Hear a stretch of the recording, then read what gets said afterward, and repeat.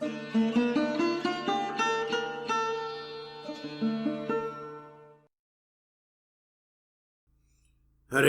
Om Namaha. The current manifestation of what only superficially appears to be the Hare Krishna movement is a version that exacerbates illusion over transcendental reality. It covers reality. This version is supposed to be a conduit to enlightenment, and externally it appears to be so. However, it is not. Instead, it brings darkness. It is far darker than do realize the vast majority of people connected to it, formerly connected to it, or even today mildly interested in it. When founded in the Western world for the first time, in the mid-60s by a genuine Vaishnava guru from India, it was originally meant to encourage individual freedom, culminating in liberation from the cycle of samsara, birth and death. It no longer serves this purpose, either on the material or spiritual planes.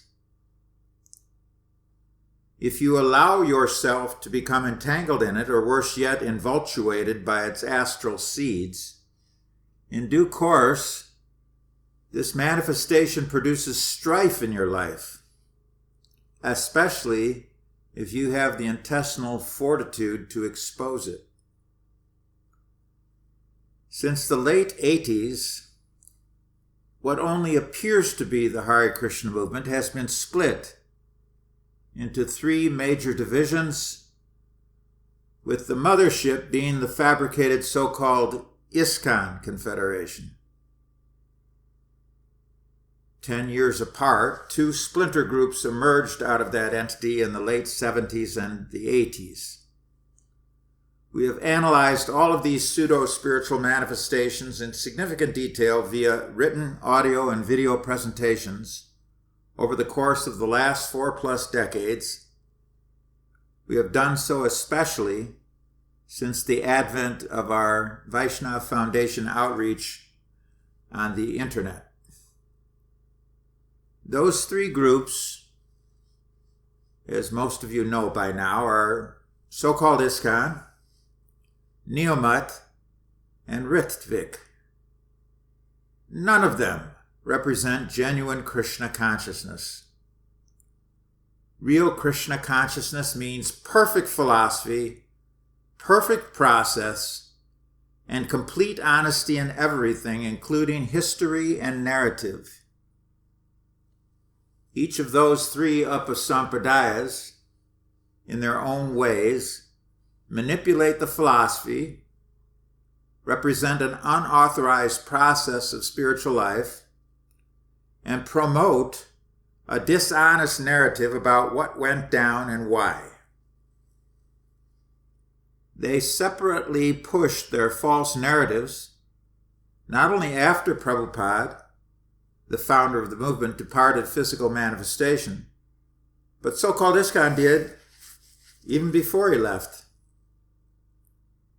They are chock full of darkness, deception, intimidation, and malefic occult principalities. Their dupes promote them, and they have, particularly in so-called ISKCON, spawned, since 1978, thousands of improperly initiated people to spread their nescience. None of these facts can be realized by those who are enamored with superficial considerations. Those people, even if they are devotees or theistic, are not true transcendentalists. A real transcendentalist is never taken in by the superficiality of dress or articulate presentation by a, air quotes, ISKCON spokesman. How in the first place did that so-called Pukka Brahmin secure his post? The same question applies to the nice guy gurus of so-called ISKCON. How did they come to secure not only that post, but the comfortable lifestyle which automatically accompanies it? They did so by cooperating with the nescience underlying the cult. The same holds true for the sinister sannyasis. Some of those are in so-called ISKCON, but a higher percentage of them are in Neo-Mat. The sentimentalists and easily bewildered or intimidated fall for these specters, but a true theistic transcendentalist never does.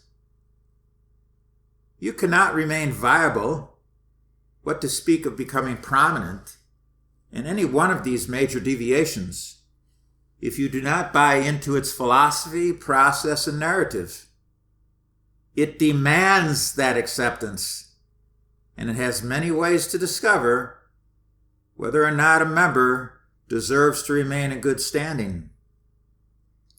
So-called ISKCON has either directly or somewhat indirectly driven out any and all of those who did not fully buy in. Be sure of that. The proposal for never-ending and continuous reform, although it may not be exactly worded as such, is ludicrous.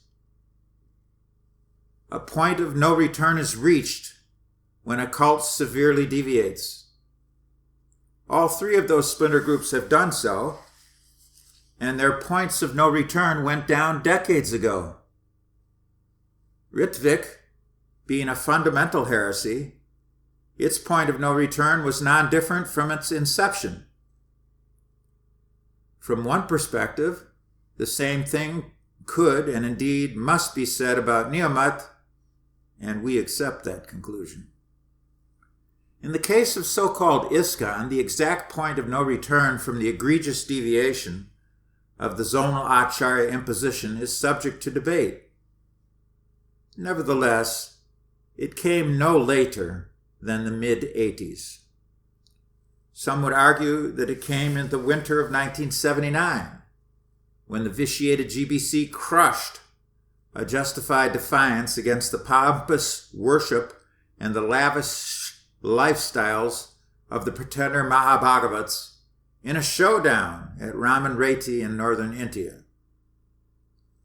Some opine that the point of no return was reached earlier, in the summer of 1978, when the zonal scam was first implemented in the West. Whatever your opinion is as to when it transpired, everyone agrees that the point of no return was many decades ago. The reform argument deserves to be put in the dustbin of history. All three cults are far beyond any stage of meaningful reform returning them to viability. However, as already mentioned, neither Neo-Mat nor Ritvik was actually a real Vaishnava alternative from the gate.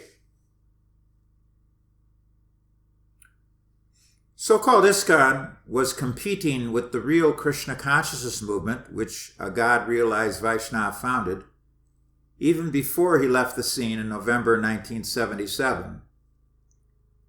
Reform should have been implemented then, not after he left, when instead, so-called ISKCON emerged in the glory of its domination on the poison tree. The poison tree was discussed in last month's presentation, so you can listen to it again, or for the first time, if you need to brush up a bit on what was and what it became over time. What it was. So-called ISKCON has pushed an unauthorized process, and all of its institutional gurus have emerged with a tangible connection to the original 11 great pretenders of the zonal epoch. A cult cannot deviate to that extent and still maintain spiritual legitimacy. In other words, it cannot still be a conduit for vimukti in the spiritual world. Vaishnavism never authorized that outrageous parade of so-called Uttama Adhikaris. They all claim to be Prabhupada's successors, even going so far as to employ the simile of 11 pure heartbeats active for the spiritual benefit of all instead of only one. But the fact of the matter is that Prabhupada never even recognized a Madhyam Adhikari. You may need to brush up a bit on the philosophical process in order to understand how a Madhyam Adhikari, although he is not the acharya in the true sense of the term, can still be a regular guru, or a monitor guru if you prefer that term, accepting limited disciples. Any genuine guru who receives that blessing from his spiritual master to become guru immediately becomes integral to a legitimate initiation process in spiritual life. However, the real Vaishnav, the Acharya in the true sense of the term, His Divine Grace Srila Prabhupada, did not officially name any regular gurus. What to speak of the egregious hoax perpetrated by 11 Ritviks parlaying that limited and temporary status into guru and then blowing it up into monster proportions after that. They took opulent worship from anyone who was unfortunate enough to be in the temple room, while each of them relished imitation adulation from atop high opulent seats in front of open deities. A major sacrilege. This process was eventually jettisoned, but all the gurus who accepted those pranam mantras and that unauthorized worship make that. All who remained in the graces of the institution, which means loyalty to the vitiated GBC, all of those gurus were allowed to remain so-called initiating spiritual masters and keep their disciples. How unethical. If you are one of the devotees who believed that reform was still viable when the zonal transformation was replaced in the mid-80s, then at least be honest enough with yourself to admit that the point of no return was reached no later than that time. Actually, it was reached earlier. Neomat is definitely and obviously connected to the poison tree of Gaudiya Mat. Neomat's chief deviation is in the form of its philosophical defiance of His Divine Grace A.C. Bhaktivedanta Swami Prabhupada. Neomat is an extension of Gaudiya Mat. Prabhupada targeted Gaudiya Mat even in his books, which will eventually be the law books of mankind later in the Golden Age after we get through this very difficult juxtaposition at the current time. Prabhupada labeled Gaudiya Mat as asara, or useless, in an important purport in Chaitanya Charitamrita, and he indicated in September of 1970 that Gaudiya Mat was the poison tree. Neomat is the same thing. Both Gaudiya Mat and its direct Neomat offsprings, most of whom are, technically speaking, originally initiates of Prabhupada, push a major philosophical deviation in connection to the origination of Jiva Tattva, a fundamental philosophical cornerstone of Vaishnavism. Now granted, this is an in-depth topic, and we've covered it previously in many of our written, audio, and video presentations. Neo-Mat deviates from true philosophy in this way. Its Apasiddhanta is a major deviation, which renders Neo-Mat just as useless as the Bengali cult, Gaudiya Mat, from which it sprung. Combined with that philosophical deviation, most of its powerful sannyasis, many of whom are the equivalents of warlocks with dandas, accepted a complete name change when they took on the facsimile of a sannyas initiation from Gaudiya Mat. They overlord all those susceptible to knuckling under their malefic influence. They are deviants who have thus rendered their original initiations null and void, have lost their link due to outrageous Gurv Aparad. They are the most prominent manifestations of the poison tree at this time, more direct than those, usually or superficially milder sannyasi versions in so-called ISKCON. The deviants of Neo-Mat are arguably the heaviest. They're certainly the darkest, and there is no reform to be had there. There is no spiritual sequence to be had there. They were bogus from the gate, and their movement, the World Vaishnava Association, which had a different label at the time of its formation, the WVA must be defied and condemned. They defied Prabhupada and all that he stood for. As such, now we should pay them back in their own coin, and pay them back in spades. Ritvik is very different from Neo-Mat. However, like that quasi-Gaudiya Mat manifestation, Ritvik is also bogus from the gate. It is based upon the quicksand of a major procedural deviation, which it falsely attributes to Prabhupada. Superficially, it is Vaishnav-centered on Prabhupada, but in a very wrong way. Its centrifugal cults are not united, except that they all believe that Prabhupada wanted his movement to continue in the form of Ritviks initiating newcomers into an alleged connection to the disciplic succession via a non-manifest spiritual master on the physical plane. This is a concoction, and it deserves to be belittled, and it deserves to be exposed. The leaders of Ritvik are propagating a big lie which defies the standard of all Vaishnav disciplic successions throughout the ages. It defies all previous disciplic successions, not only to this contemporary Western culture, but previous to the whole of Kali Yuga, which began well over 5,000 years ago. It is tradition to be damned in Ritvik.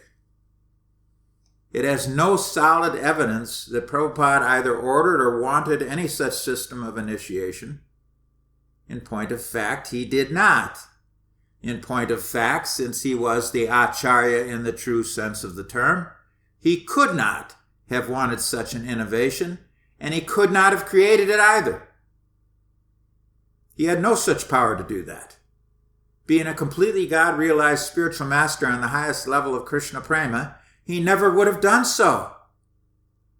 Pure devotees are empowered in many ways, and they are anything but ordinary men. They are not comparable to even Madhyam Adhikari devotees, although they act as if they are Madhyams, while they engage in spreading Krishna consciousness throughout the world. Prabhupada's utilization of Ritviks in order to perform the mechanics of the initiation ceremonies is automatically withdrawn when the Acharya, formerly using that system, is no longer physically manifest. That has been the case in Prabhupada's movement for what is now approaching half of a century.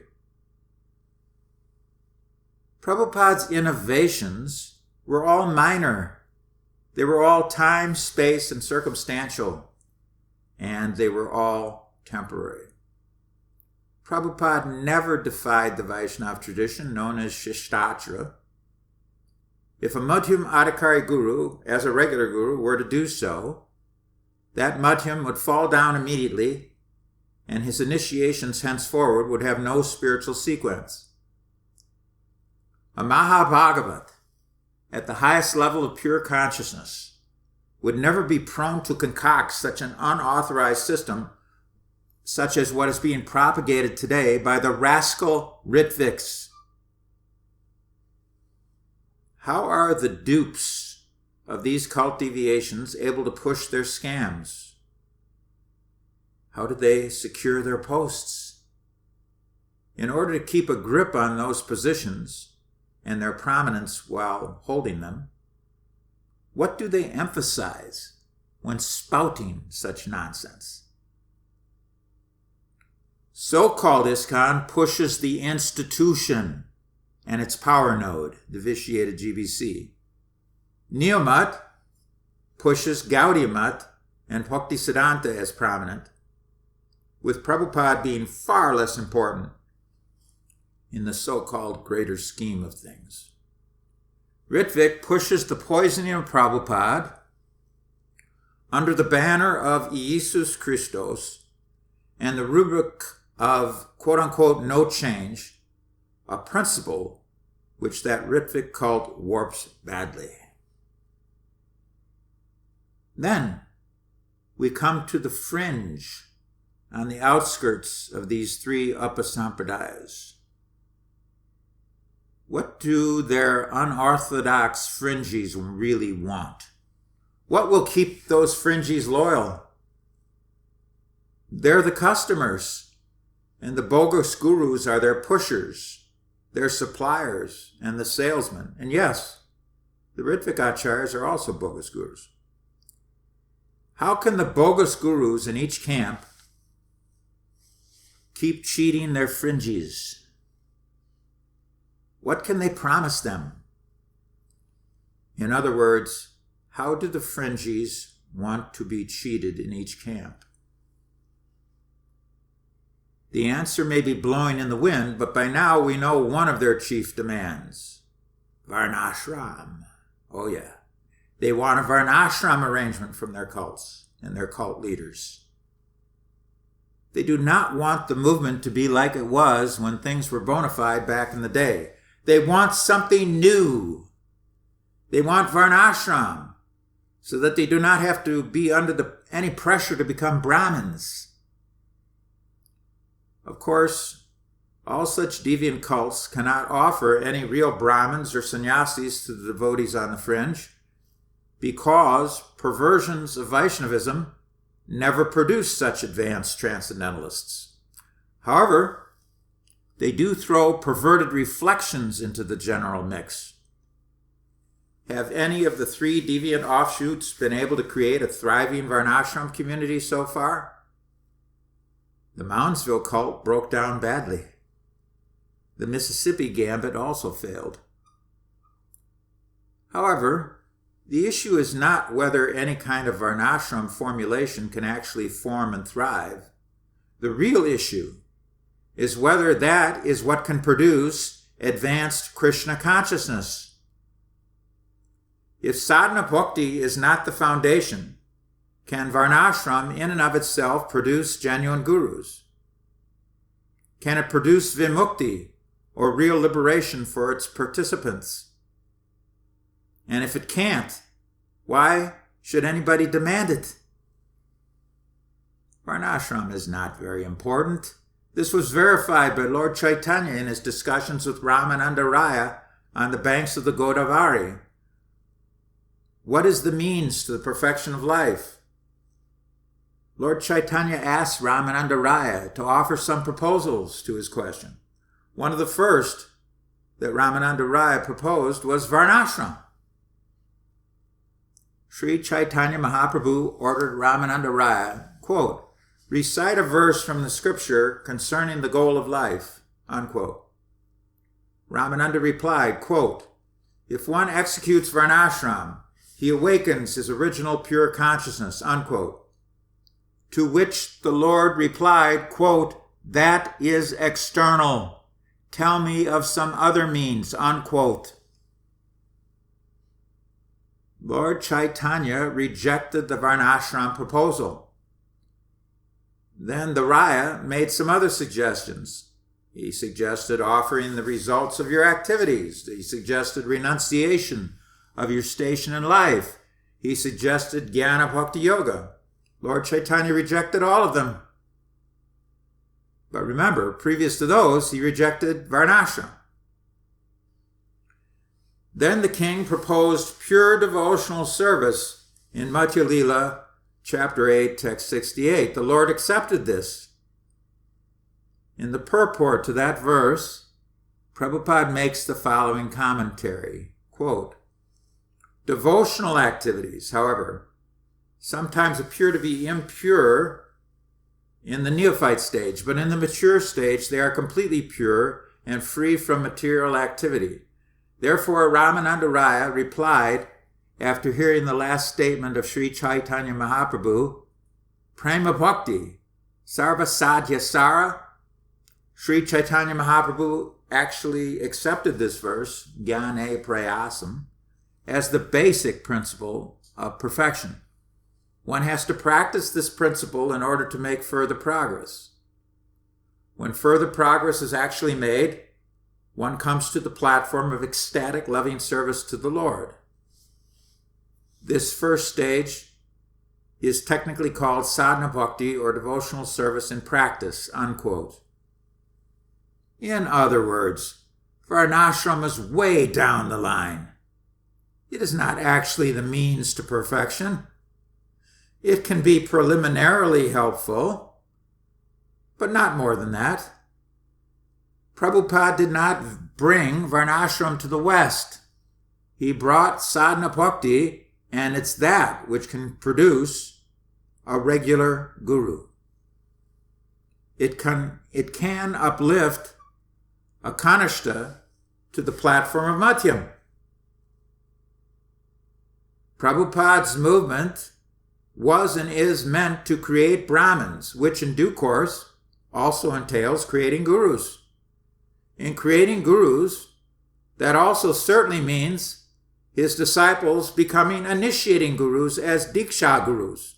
Quote, he becomes disciple of my disciple, that's it, unquote. Tattvamasi. Before we talk about forming a forest, we should first focus upon growing some healthy trees. For the sake of this analogy, a healthy tree means a real devotee, a learned, theistic transcendentalist, one who is situated in the mode of goodness. I'm not talking about the superficiality of dress or outward presentation.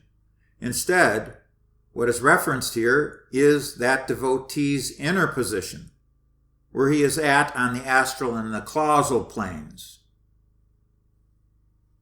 Another way of saying the same thing is that before talking about implementing Daivi Varnashram, let us converse about the urgent necessity of growing some genuine Vaishnava Brahmins who are in the mode of goodness within themselves, however they choose to present themselves outwardly.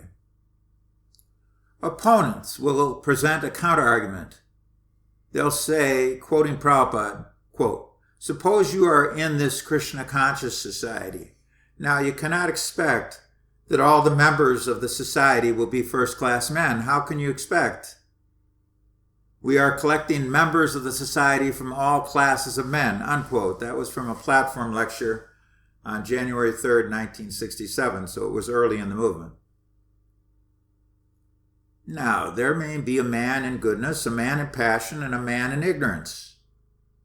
The Brahmins are tolerant and forgiving, but they are also intent on demanding perfection in themselves. They demand that a guru actually be a spiritual master. The acharya, in the true sense of the term, will never recognize someone as a guru, including a regular guru on the Madhyam platform, unless that man actually is a guru.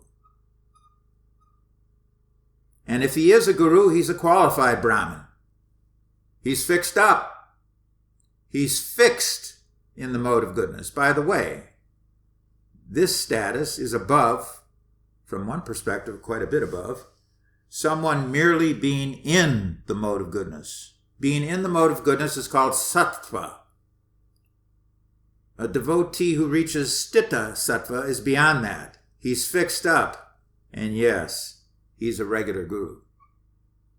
Quote, just like the same example, suppose you are on the ship. You do not find just all men to your choice. There may be different kinds of men. But what is that to you? You have to cross the Atlantic Ocean, patiently cross. Just sit down tightly on the ship and take advantage of the opportunity. That is your business, unquote. That's from Prabhupada in a platform lecture on the same date, and again, very early in his movement, January 3rd, 1967. The captain of the ship is the acharya in the true sense of the term. The regular gurus assist him. The passengers are all of the neophytes and mixed devotees on board the ship, including those initiated by the captain of the ship, as well as those initiated by the regular gurus on the ship. The ship must reach Vimukti. Everyone is important in making sure that the ship reaches that destination. Is the ship referred to here the institution? The three deviant splinter groups, so-called ISKCON being the initial splinter group when it murdered the real movement in 1978, those three deviations keep the ship and their disciples and passengers rudderless, sailing in circles. The quote does not refer to the institution. Prabhupada's analogy amounts to a general statement. If such a statement is transferred to the institutional argument, deviated leaders will utilize it to provoke milquetoast. They will claim that we should overlook all of the flaws, even in their gurus, and stay connected to the mothership or the mother church. This is how they create an institutional value, justifying it by such a general statement from Srila Prabhupada. Are we actually meant to view it through the lens of such syrupy sentimentality? First of all, if you accept that view, it's a slippery slope. When does it ever stop?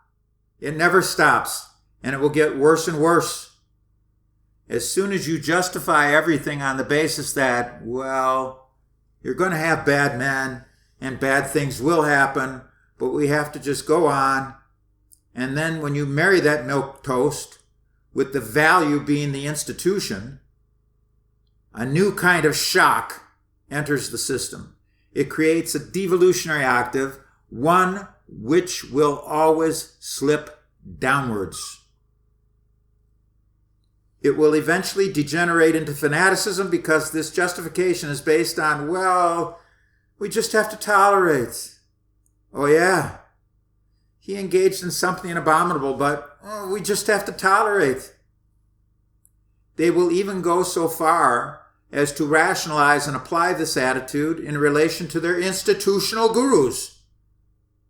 Actually, that should not be put in the future tense because it is already what is happening in so-called ISKCON. It will get to the level that meat eating will be rationalized as justified. There is historical precedent for why it will reach that level, and worse. And the reason it will reach that level is that in the New York City temple, while Prabhupada was still here, chicken was put on the altar. Cooked chicken was offered to the deities in New York in the mid-70s. This became known in due course of time. It's in the record. If that could happen while Prabhupada was here, then just look at all the deviation that has happened since Prabhupada left us. The BBT doesn't even exist anymore. It was years ago bifurcated into two other entities, and then it was deep sixed into oblivion. The ISKCON movement was severely polluted, destined for destruction, when it was divided into 11 zones of worship for men who were all Suhojya pretenders. Most of you are aware of the serious deviations that took place at that time. For all practical purposes, almost immediately after Prabhupada left. So as soon as you say, well, the real value is in the institution, but the members, they're going to do this, they're going to do that, then where's the check for any of that? Nothing will effectively check deviations from metastasizing. So-called ISKCON, air quotes ISKCON acolytes, will keep rationalizing it. Yes, but you can't really expect good men in Kali Yuga. This is known as the Kali Yuga Brahmins argument. So where will, air quotes, ISKCON fanatics place the value? They'll place the value, some of them will place the value, in the vitiated GBC. But the GBC gave its imprimatur to the zonal acharya concoction and so much more. All 11 of those men were members of the GBC, and they constituted just short of 50% of the total membership at that time. You may say, oh, well, they were short of half. Their proposals should have been overcome by the other half. However, in influence, it was 80% to 20%. Those 11 men were far more powerful than all the others combined. I'm not even sure everybody showed up for that GBC meeting in 1978. However, it doesn't matter. The GBC gave its imprimatur to the zonal acharya. In effect, those 11 men were ruling the commission, especially after the creation of the acharya board. How can we put the value, the real value, in the GBC? Is it the real value of Prabhupada's movement? Instead, let us realize what it is. It's a negative value. Palena parchiyate, judged by the results. 2 points concerning the institution, the glove, and the vitiated GBC, the hand within the glove. Point 1. Prabhupada's movement was expanding very nicely until mid-1970, and there was no GBC. And point 2. In April of 1972, Prabhupada suspended the GBC and transferred all the power back to the temple presidents, which was the original paradigm. As such, we had 2 moments in history where the GBC was not existing as the power node of the movement. Did the movement crumble during those times? No. It did very well during both of them. Now, I joined in mid-February 1972, and by April of that year, I was in Chicago. I had no idea that any of this was going on. Actually, I might have been in St. Louis by that time, either Chicago or St. Louis, one of the two. I had no idea about the coup attempt. And everything was going on nicely for everybody, whatever center any of us were in. It's not like, oh, our governing body commissioner, this and that. No. Nobody knew about it. That the movement was going on without GBC oversight, advice, or interference. I speak truth to power. That is, at least in part, because I took the real training while I served according to my orders. I was taking the training and reading the books as well. It is my proclivity from before I joined the movement.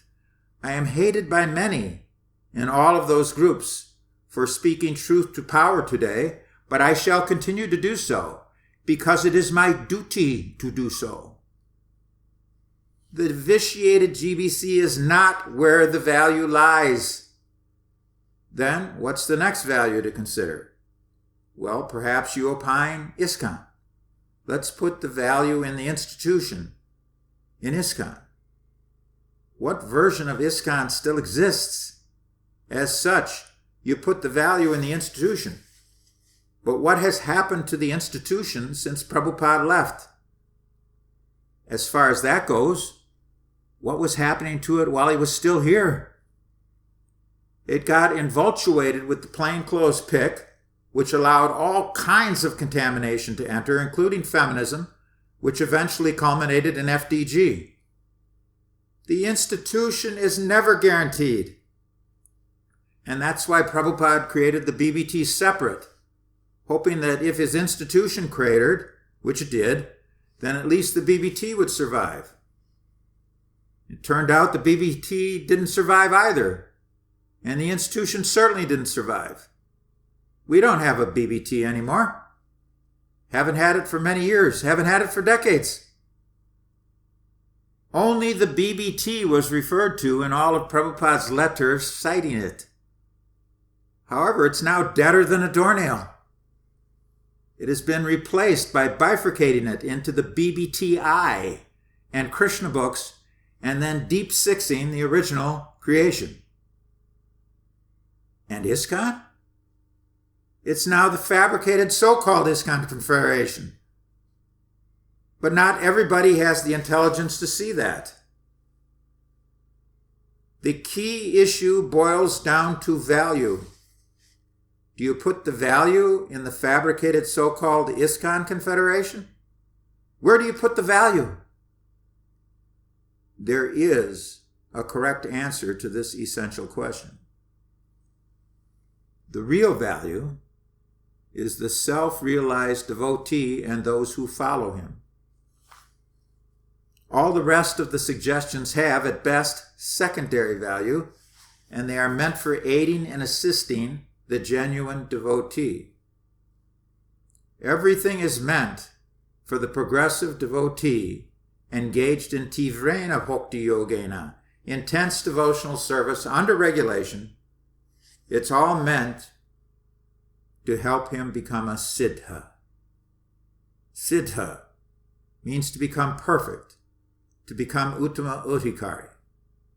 And when he becomes Uttama Adhikari, he will develop mystic powers and he will not misuse them. He will be a pure devotee in the true sense of the term, and he will have transcended the Mahat Tattva. He will be Jivan Mukta. He will be special at that point. He is the perfect representation of Krishna consciousness. That's where the value is. And that's what pleases the Supreme Lord. Not institutions, not governing bodies, not numbers, not money, not books distributed, not varnashram. It's the siddha and the devotee who is trying to become the siddha. Prabhupada was saying that everybody coming to him is not in the mode of goodness, but everybody coming to his movement was meant to be uplifted into the mode of goodness. Everybody coming to it was meant to become a Brahmin. His movement was meant to produce Brahmins. Tada rajastamo pavaha, kamalopatayaschaye, chete tar nadvidhang, stitang sattve prasidati. At that time, when you become a qualified Brahmin, the lower modes no longer pierce your heart. When they no longer pierce your heart, stitam sattvam, you're situated in goodness, you're fixed in goodness, you're strongly situated in goodness, free from the lower modes reaching your heart, prasidati, and you're very happy, contented, and satisfied. The movement was meant to create Brahmins, and then, after that, qualified Brahmins. That is because anybody can be uplifted to this stage under the Guru's direction after being properly initiated. With genuine guidance, one can be converted into a Brahmin. I'm creating Varnashram? No, he never said that. He never said like that. He did not come here for that purpose. That was a later thing that was talked about a little bit, but nothing tangible came of it. However, how are you going to get Varnashram unless you first have Brahmins? Qualified Brahmins are fixed up, Stita Sattva, but they're not yet Uttamadhikari. Qualified Brahmin does not mean Siddha, but it's a preliminary stage of liberation. At that stage, the qualified Brahmin, then you can talk about Varnashram. Why? Because the man in the lower modes who is adamant to remain there, he's going to remain Shudra, and he will serve the Vaishyas and other higher classes. Oh, this man's very acquisitive here. He's got sales abilities, banking abilities, and agricultural abilities, and he wants to stay like that.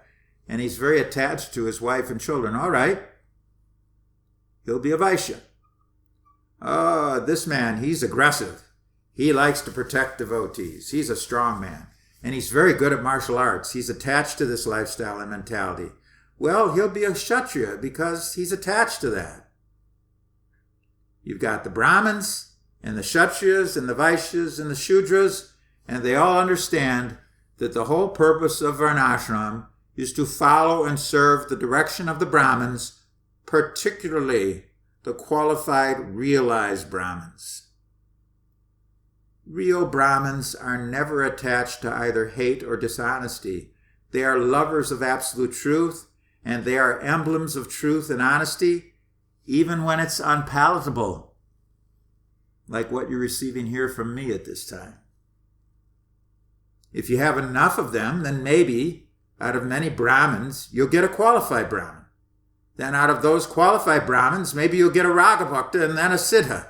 And when you get a Siddha, then the goal of the movement has been accomplished. The value is in the Siddha. Preliminarily, the value is in the realized Brahmin. Prabhupada came here to create Brahmins, not Varnashram. This fact of his purpose has been lost. If you analyze Prabhupada's statements, you'll see he's never saying that he's going to plug imperfect persons who came to him into Varnashram. Instead, he's going to try to convert them into Brahmins. Just like you have sailors. They're mean men. They're sometimes quite low. These sailors, they're generally lower quality. However, that doesn't mean that if given an opportunity, one day some of them will work their way up. The non-coms can reach the higher ranks. One day, any determined sailor can become an admiral. It's possible, since admirals have come from the lower ranks throughout the history of the American Republic. In the beginning, they didn't come as born admirals. Nobody in America or in the Western world is Brahmavarna. Nobody in the Western world comes in the beginning with Brahminical qualities. The Brahminical qualities are developed by sadhana, and that's what the movement was meant for, to create a sadhana environment of vidhi sadhana bhakti. In such an environment, the lower qualities would be burnt away through the process of uplifting a determined man through the stages of neophyte until he reaches qualified Brahmin. It is a preliminary to developing Raganuga. As a Raga Bhakta, you're spontaneous. Yes, yadeve para bhaktir, yata deve tata garo. Then comes Siddha. And when someone is Siddha, he's the Acharya in the true sense of the term. The colossal hoax, known as the fabricated so-called ISKCON Confederation, is a pseudo-spiritual scam. It does not produce genuine Brahmins because an institution that is chock full of dishonesty cannot produce honest men. That's not possible. It instead produces institutional gurus, and it did so even during the period of the wildcard ascendancy in the late 70s and the early 80s. The high-profile, mega-narcissist gurus were all institutional gurus because they depended upon the imprimatur of the vitiated GBC in order to remain viable.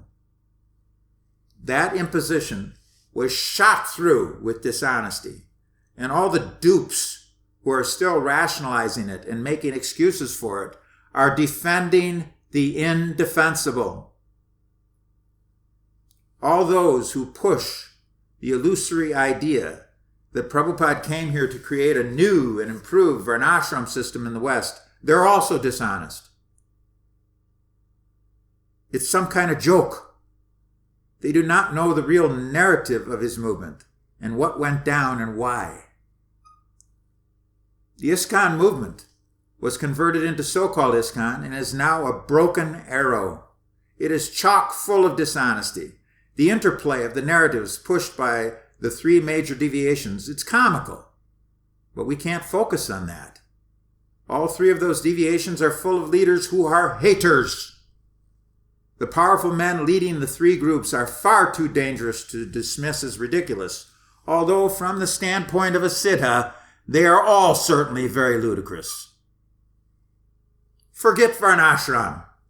Forget focusing on some imaginary forest until you finally have some healthy trees to begin constituting it. Real Brahmins are the crying need of the day. You will not get any of them from the air quotes ISKCON cult. ISKCON? It's gone. As George Orwell so aptly put it, quote, "The further a society drifts from truth, the more it will hate those who speak it." Unquote. Sadeva Samya